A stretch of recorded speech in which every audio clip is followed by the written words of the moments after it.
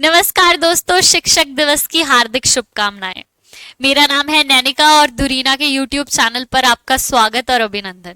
मैं आशा करती हूँ कि आप सभी लोग तंदुरुस्त होंगे और अपनी तैयारी में जुटे होंगे और खुश होंगे। और खुश होंगे भी कैसे नहीं, क्योंकि आरपीएससी की तरफ से आरएएस की कुछ वैकेंसीज निकली हैं। टोटल 733 वैकेंसी रहने वाली है। वेरियस पोस्ट के लिए वैकेंसीज रहने वाली हैं। तो आप लोग कैसे अप्लाई कर सकते हैं, क्या आप एलिजिबल हैं भी या नहीं, क्या एज लिमिट रहने वाली है, क्या क्वालिफिकेशन रहने वाली है, सभी डाउट्स हम इस वीडियो में सॉल्व कर देंगे। तो इस वीडियो को आखिर तक जरूर देखना। और अगर अभी तक आपने धुरीना का यूट्यूब चैनल सब्सक्राइब नहीं किया है तो फटाफट से सब्सक्राइब कर लीजिए और बेल आइकन दबाना मत भूलिएगा, क्योंकि जैसे ही कोई भी जॉब का अपडेट आता है तो हम फटाफट से वीडियो बना देते हैं, ताकि आप लोगों से कोई भी इंपॉर्टेंट नोटिफिकेशन मिस ना हो। तो चलिए वीडियो के साथ शुरुआत करते हैं और इस जॉब नोटिफिकेशन को डिस्कस करते हैं। सबसे पहले देखते हैं कि रिक्रूटमेंट ऑर्गेनाइजेशन कौन सी रहने वाली है। Rajasthan public service commission RPSC recruitment organisation रहने वाली है। पोस्ट का क्या नाम रहने वाला है, देखिए वेरियस सिविल सर्विसेज पोस्ट रहने वाली है। State services group A and B की पोस्ट रहने वाली है। उसके अलावा जो नोटिफिकेशन है वो हाल ही में रिलीज हुआ है, 2 सितंबर को रिलीज हुआ है। अभी कुछ काफी कम दिन हुए हैं, 3 ही दिन हुए हैं ऑलमोस्ट। तो वैकेंसीज जो रहने वाली है टोटल 733 वैकेंसीज रहने वाली हैं। उसके अलावा अगर आप जनरल हैं, बीसी हैं या ओबीसी हैं, क्रीमी लेयर, तो आपकी जो एप्लीकेशन फीस रहने वाली है वो 350 रुपए रहने वाली है। अगर आप ओबीसी, एमबीसी, ईडब्ल्यूएस से बिलोंग करते हैं तो आपकी एप्लीकेशन फीस रहने वाली है 250 रुपए। अगर आप एससी एसटी कैंडिडेट हैं या फिर आपकी annual income less than 2.5 lakh है तो आपकी एप्लीकेशन फीस रहने वाली है 150 रुपए। अब बात करते हैं कि सिलेक्शन क्राइटेरिया क्या रहता है। इस एग्जाम के लिए सिलेक्शन क्राइटेरिया 3 स्टेजेस में सिलेक्शन होता है। देखिए, सबसे पहले प्रिलिमिनरी एग्जाम होता है। जो प्रिलिमिनरी एग्जाम होता है वो क्वालिफाइंग एग्जाम होता है। अगर आप वो क्वालिफाई कर लेते हैं तो आप सेकेंड स्टेज पे पहुंच जाते हैं, जो कि रहता है main exam. Preliminary exam qualify करने के बाद आप मेन एग्जाम देते हैं और मेन एग्जाम क्वालिफाई करने के बाद आपका इंटरव्यू राउंड रहता है। तो ये 3 स्टेजेस में सिलेक्शन प्रोसेस रहता है। जो प्रिलिमिनरी है वो क्वालिफाइंग राउंड है, जो मेन एग्जाम है वो सिलेक्टिव राउंड है। एज लिमिट की अगर हम बात करें तो 21 से 40 साल एज लिमिट मांगी गई है। 1 जनवरी 2024 तक अगर आप 21 साल के हैं तो आप इसके लिए अप्लाई कर सकते हैं, और आप 40 साल के हैं तो भी आप अप्लाई कर सकते हैं। 21 से 40 की रेंज में आप अप्लाई कर सकते हैं। और जो 40 से ऊपर है उनके लिए कुछ एज रिलैक्सेशन रहने वाला है। डिफरेंट लोगों के लिए कुछ एज रिलैक्सेशन है, तो आप चेक कर लीजिए ऑफिशियल नोटिफिकेशन में कि आप उस रिलैक्सेशन के क्राइटेरिया में फॉल करते हैं या नहीं। तो आप वो चेक कर सकते हैं और फिल कर सकते हैं। एजुकेशन क्या मांगी गई है, एजुकेशन क्वालिफिकेशन मांगी गई है ग्रेजुएशन, और जॉब लोकेशन रहने वाली है राजस्थान। तो चलिए दोस्तों, अब इंपॉर्टेंट डेट्स के बारे में डिस्कस कर लेते हैं कि आरपीएससी आरएएस 2024 की इंपॉर्टेंट डेट्स क्या रहने वाली है। जो ऑफिशियल नोटिफिकेशन रिलीज हुआ था वो 2 सितंबर को रिलीज हुआ था, और एप्लीकेशंस जो हैं वो स्टार्ट हो जाएंगी 19 सितंबर को। आपको 1 महीना दिया जाएगा। 18 अक्टूबर लास्ट डेट है अप्लाई करने की। 19 सितंबर को एप्लीकेशन स्टार्ट हो जाएगी और 18 अक्टूबर अप्लाई करने की लास्ट डेट है। तो फटाफट से स्क्रीनशॉट ले लीजिए ताकि मिस ना हो। और अगर मैं तो ये कहूंगी कि आप 19 सितंबर को ही अप्लाई कर लीजिएगा, ज्यादा इंतजार मत करिएगा। अगर हम अप्लाई कर लेते हैं ना तो हमारे मोटिवेटेड रहते हैं हम कि चलो अब तो एग्जाम के लिए अप्लाई कर दिया, और फटाफट से तैयारी में और ज्यादा मेहनत करते हैं और अपनी तैयारी को और मजबूत करते हैं। अगर हम लेट अप्लाई करते हैं तो फिर हम अपनी तैयारी को भी थोड़ा बहुत डिले करते रहते हैं। तो मैं चाहती हूँ कि जो भी लोग ये वीडियो देख रहे हैं वो अपनी तैयारी अच्छे से करें और सभी लोग सिलेक्ट हो जाएं। All the best to all of you. आपकी पढ़ाई के लिए बहुत शुभकामनाएं आपको। मैं चाहती हूँ आप सिलेक्ट हो और अपने घर वालों को प्राउड फील करवाएं। मेरे को पता है कि जितना आप चाहते हो सिलेक्ट होना, उससे ज्यादा आपके घर वाले चाहते हैं कि आपकी फटाफट से नौकरी लग जाए। तो इसीलिए कहीं भी ढीले मत पड़िए और अपनी पढ़ाई में जी जान लगा दें और पूरी मेहनत कर दें। तो चलिए अब बात करते हैं आरपीएससी आरएएस प्रिलिमिनरी एग्जाम की। टेंटेटिव डेट्स जो है वो नवंबर से दिसंबर के बीच में हो जाएगा एग्जाम। ये टेंटेटिव डेट्स रहने वाली है प्रिलिमिनरी एग्जाम की। तो चलिए उसके बाद बात करते हैं स्टेट सर्विसेज कौन सी वैकेंसी निकली है। सबसे ज्यादा जो वैकेंसी निकली है वो निकली है स्टेट सर्विसेज में 109 वैकेंसीज, वो निकली है राजस्थान अकाउंट सर्विस की। और सबसे ज्यादा सबॉर्डिनेट सर्विसेज में तहसीलदार की वैकेंसीज निकली है, वो अभी आगे आएगा तो मैं आपको बताऊंगी कि कितनी वैकेंसीज हैं। बट स्टेट सर्विस में सबसे ज्यादा वैकेंसीज रहने वाली है अकाउंट सर्विस की, जो कि 109 वैकेंसीज रहने वाली है। उसके बाद अगर हम बात करें एडमिनिस्ट्रेटिव सर्विस, टोटल 28 पोस्ट रहने वाली है। अरे ये क्या डिजाइन बन गया, सीधे हाथ से लिखती हूँ। टोटल 28 पोस्ट रहने वाली है। उसके बाद राजस्थान पुलिस सर्विस की टोटल 50 पोस्ट रहने वाली है। ट्रांसपोर्ट सर्विस की टोटल 2 पोस्ट रहने वाली है। इंटीग्रेटेड चाइल्ड डेवलपमेंट सर्विसेज की टोटल 13 पोस्ट रहने वाली है। और अकाउंट सर्विस की अगेन 109 पोस्ट रहने वाली है। ये सबसे ज्यादा पोस्ट है स्टेट सर्विसेज में। उसके बाद देवस्थान सेवा की कोई भी पोस्ट नहीं रहने वाली है।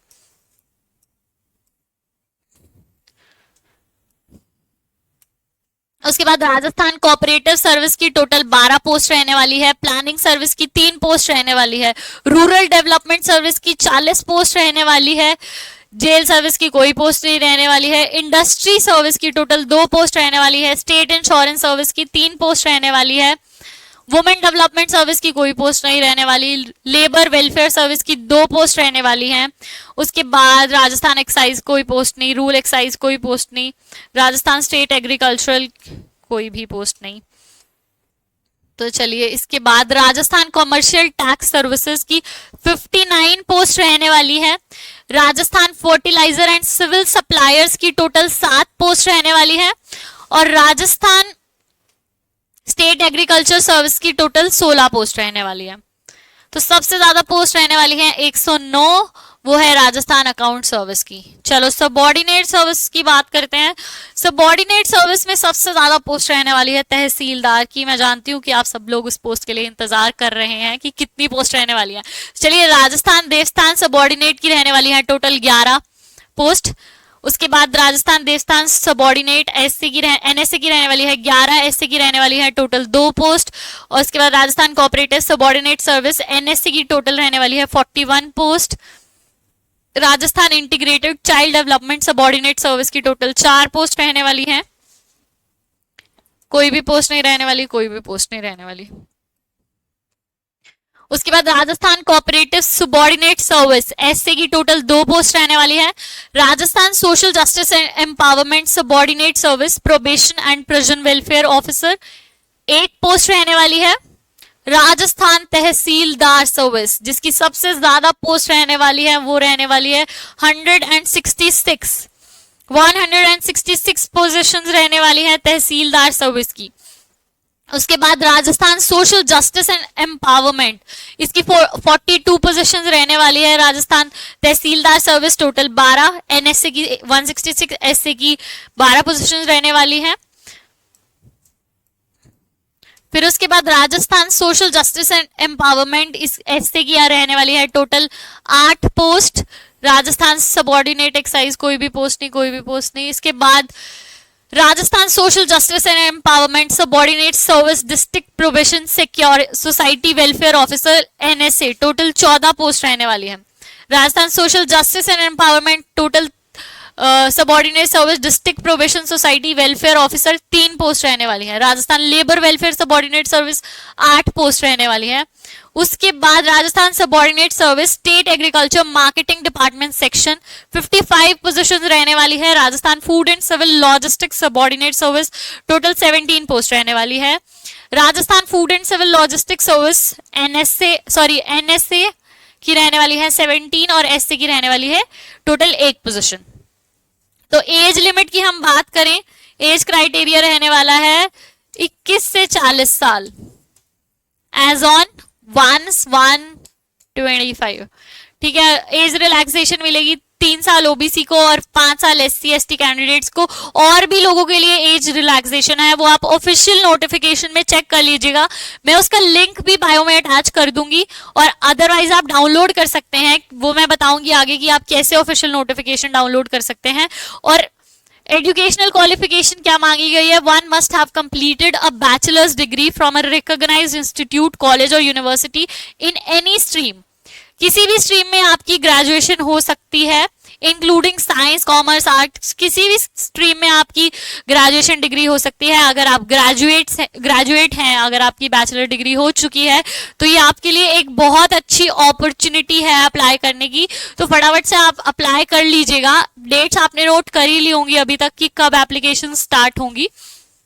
तो चलिए एग्जाम पैटर्न के बारे में मैं आपको बता देती हूँ कि सबसे पहले प्रिलिमिनरी एग्जाम होगा, उसके बाद मेन एग्जाम होगा। जो प्रिलिमिनरी एग्जाम की स्टेज है, जैसा कि मैंने आपको पहले भी बताया, जो प्रिलिमिनरी एग्जाम की स्टेज है वो क्वालिफाइंग स्टेज है, और जो मेन एग्जाम है वो सिलेक्टिव स्टेज है। ठीक है, candidate who pass the mains will be invited for personal interview. अगर आपने ये पास कर दिया तो फिर आपका इंटरव्यू होगा, तभी आपको इंटरव्यू के लिए इनवाइट किया जाएगा। तो ठीक है, इसके बाद आगे बात करते हैं कि प्रिलिमिनरी एग्जाम का क्या पैटर्न रहने वाला है। देखो, टोटल 200 मार्क्स का पेपर होने वाला है। किस टाइप के क्वेश्चंस आएंगे? ग्रेजुएशन लेवल के। एग्जाम की डिफिकल्टी लेवल ग्रेजुएशन लेवल होगा। उसके बाद सब्जेक्ट क्या है? General knowledge, GK. कितने नंबर ऑफ क्वेश्चंस होंगे?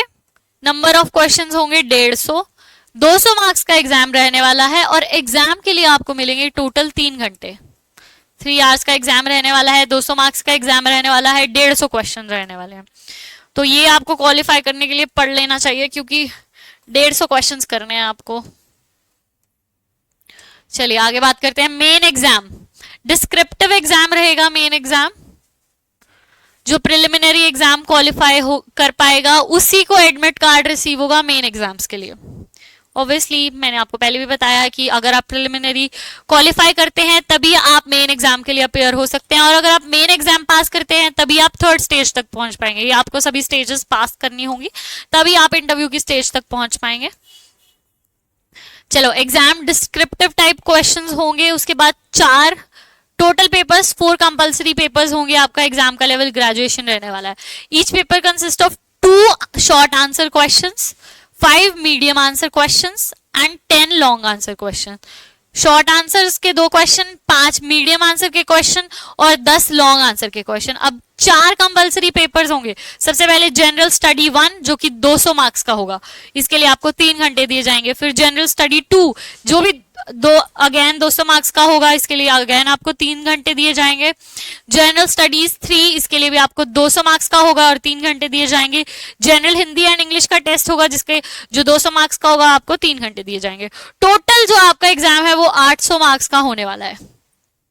तो ये मेन एग्जाम्स का कुछ आपको आइडिया दे दिया कि किस टाइप से एग्जाम होने वाला है, क्या सब्जेक्ट्स रहने वाले हैं। अब हम बात करते हैं सिलेबस के बारे में कि सिलेबस क्या रहने वाला है। तो अभी मैं आपको डिटेल में बताती हूँ कि सिलेबस क्या रहने वाला है। का सिलेबस देखते हैं कि प्रिलिमिनरी का क्या सिलेबस रहने वाला है। जनरली 2 सेक्शन में डिवाइडेड होता है, जनरल नॉलेज और जनरल साइंस। तो सबसे पहले हम चेक कर लेते हैं कि जनरल नॉलेज में आपको क्या आने वाला है। जनरल नॉलेज में आपको आएगा history, art, culture, literature, tradition and heritage of Rajasthan, जिसमें सबसे पहले आपको राजस्थानी कल्चर एंड हेरिटेज के बारे में आएगा। उससे फर्स्ट टॉपिक रहने वाला है major landmarks and historical events. उसके बाद cultural traditions, fairs, festivals, folk music and dances. उसके बाद आर्किटेक्चरल हाइलाइट्स, जिसमें कि फोर्ट्स एंड मॉन्यूमेंट्स। उसके बाद Rajasthani literature, local dialects and significant words, prominent saints, लोक देवताज and leading personalities, important tourist destination. Screenshot ले सकते हैं अगर आप लेना चाहते हैं। उसके बाद geography of India and Rajasthan में क्या आने वाला है। इंडियन ज्योग्राफी आएगी सबसे पहले। इंडियन ज्योग्राफी में सबसे पहले आपको broad physical features and major physiographic divisions, agriculture, minerals, industries and transport, environmental issues and ecological concerns. उसके बाद ज्योग्राफी ऑफ राजस्थान आएगी, जिसमें physical features and major physiographic divisions. उसके बाद natural resources, climate, vegetation and wildlife, major irrigation projects, industries and population dynamics. उसके बाद world geography में आएंगे आपको physical features, environmental issues, major industrial regions, wildlife and biodiversity. उसके बाद Indian history का आपका ये सिलेबस रहने वाला है, आप स्क्रीनशॉट ले सकते हैं। उसके बाद इंडियन कॉन्स्टिट्यूशन एंड गवर्नेंस में आपको पॉलिटिकल सिस्टम, उसके बाद पब्लिक पॉलिसी एंड राइट्स, तो पॉलिटिकल सिस्टम है आपका ये structure of union and state governments, की institutions, president, parliament, supreme court, election commission, local self government and panchayati raj, आप इसका भी स्क्रीनशॉट ले सकते हैं। उसके बाद आने वाला है आपको इंडियन इकोनॉमी। इंडियन इकोनॉमी में आपका बेसिक कंसेप्ट्स आएंगे जैसे कि budget, banking, fiscal policies, economic reforms, major sectors, agriculture, industry and services. फिर इकोनॉमी ऑफ राजस्थान आने वाला है आपको जिसमें overview of economic sectors, major development projects and government schemes रहने वाले हैं। सेकंड जनरल नॉलेज के पार्ट में इतना ही। उसके बाद आएगा general science, basic of everyday science, physics and chemistry, motion, energy and fundamental laws, chemical properties, bonding and reactions. फिर उसके बाद बायोलॉजी रहने वाली है जिसमें human health, nutrition, biotechnology, biodiversity, ecosystem and environmental impacts. फिर उसके बाद टेक्नोलॉजी में आपके बेसिक कंसेप्ट्स रहने वाले हैं जिसमें आपको information technology, space technology, nano technology, development in science and technology relevant to Rajasthan. तो इसका भी आप स्क्रीनशॉट ले सकते हैं। ये आपको मैं बेसिक आइडिया दे रही हूँ कि आपका क्या सिलेबस रहने वाला है। रीजनिंग एंड मेंटल एबिलिटीज में आपको लॉजिकल रीजनिंग आने वाली है जिसमें deductive, inductive and analytical reasoning आने वाली है। मेंटल एबिलिटीज में number series, coding, decoding and basic numeracy skills. उसके बाद current affairs, major event, state, national and international news, ये सब आप स्क्रीनशॉट ले सकते हैं। उसके बाद आता है मेंस, कि मेंस में आपका क्या रहने वाला है। जनरल स्टडी पेपर्स रहने वाले हैं, हिंदी इंग्लिश लैंग्वेज पेपर रहने वाला है। Focus on various component crucial for in-depth understanding and analysis. The detailed syllabus is General Study Paper 1 में आपको हिस्ट्री आएगा जिसमें आपको राजस्थान की हिस्ट्री आएगी जिसमें हिस्टोरिकल लैंडमार्क्स, जो landmarks and pre historic times to the 18th century, dynasties, administrative system and significant moments. एक बार राजस्थान की हिस्ट्री, फिर उसके बाद इंडिया की हिस्ट्री, इंडियन हिस्ट्री में आपका आएगा, ये सब रहने वाला है। फिर उसके बाद वर्ल्ड हिस्ट्री रहने वाली है मेन के एग्जाम में। यूनिट 2 में आपके रहने वाली है इकोनॉमिक्स। इकोनॉमिक्स में आपको इंडियन इकोनॉमी, वर्ल्ड इकोनॉमी और इकोनॉमी ऑफ राजस्थान रहने वाली है। इंडियन इकोनॉमी में आपको की sectors, banking, public finances, recent economic trends और ये सब वर्ल्ड इकोनॉमी में रहने वाला है। उसके बाद इकोनॉमी ऑफ राजस्थान में agriculture, industry and development projects in Rajasthan. फिर उसके बाद यूनिट 3 आती है जिसमें आपको sociology, management, accounting and auditing रहने वाला है। सोशियोलॉजी में आपको रहेगा sociological thoughts, social values, issues related to caste and community. Management में आपका आने वाला है management functions, decision making, marketing concepts and leadership. Business administration में आपके आने वाले हैं financial statement analysis, auditing and budgeting techniques. General paper 3, general studies paper 3 जिसमें आपको आने वाला है logical reasoning, mental ability and basic numeracy. इसमें लॉजिकल एंड एनालिटिक रीजनिंग में आपके various reasoning techniques and problem solving skills, mental abilities, number series, letter series and basic numeracy. फिर उसके बाद है general science and technology. Science में आपके ये सिलेबस रहने वाला है। टेक्नोलॉजी में आपको आएगा computer, information technology, advancements in science. Unit 3 में आपका रहने वाला है अर्थ साइंस जिसमें ज्योग्राफी और जियोलॉजी आने वाला है, physical features, climate, natural resources and environmental issues. फिर आता है जनरल स्टडीज पेपर 3 जिसमें Indian political system, world politics and current affairs आने वाले हैं। Indian constitution and governance structure की, ये सब आपका Indian political system, world politics and current affairs में आने वाला है। उसके बाद पब्लिक एडमिनिस्ट्रेशन एंड मैनेजमेंट आने वाला है यूनिट 2 में। यूनिट 3 में आपका आने वाला है administrative ethics, behaviours and laws. Ethics and behaviour में आने वाला है administrative ethics, stress management and case studies. Law में आने वाला है legal concepts, contemporary issues, important and laws in Rajasthan. तो दोस्तों देखिए ये सिलेबस रहने वाला है आपका। मैं आपको कहूंगी कि आप अपनी स्ट्रैटेजी बना लें कि आपको कैसे प्रिपेयर करना है इस एग्जाम के लिए। अभी तो एप्लीकेशन स्टार्ट नहीं हुई है लेकिन 19 सितंबर से एप्लीकेशन स्टार्ट हो जाएंगी, तो फटाफट से आप अपनी स्ट्रैटेजीज बना लीजिए कि कैसे आपको पढ़ना है और कैसे आप इस एग्जाम में सिलेक्ट। अपना स्केड्यूल बनाने के साथ साथ, टेस्ट सीरीज ज्वाइन करने के साथ साथ, प्रीवियस ईयर पेपर्स देखने के साथ साथ आप धुरीना का ऐप प्ले स्टोर से डाउनलोड कर सकते हैं जहां पर सभी कोर्सेज आपको मिल जाएंगे। उन कोर्सेज की काफी नॉमिनल फीस रहने वाली है और डिफरेंट टीचर्स आपको डिफरेंट सब्जेक्ट्स पढ़ाएंगे जिनमें उनकी एक्सपर्टीज है, तो आपकी तैयारी हो जाएगी और भी मजबूत। तो फटाफट से धुरीना का ऐप इंस्टॉल कर लीजिए और हमारा यूट्यूब चैनल सब्सक्राइब करना मत भूलिएगा। धन्यवाद दोस्तों।